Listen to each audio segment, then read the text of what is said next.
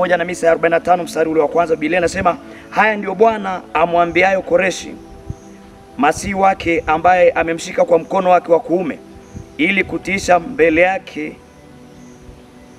kutiisha mataifa mbele yake, nami nitalegeza viuno vya wafalme ili kufungua milango mbele yake, hata malango hayatafungwa.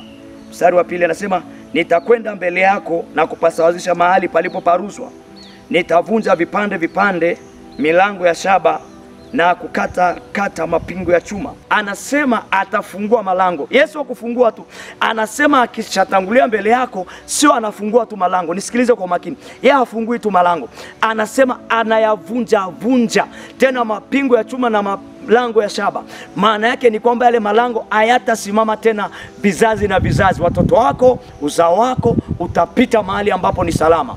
Sema amina kama unanielewa majira haya.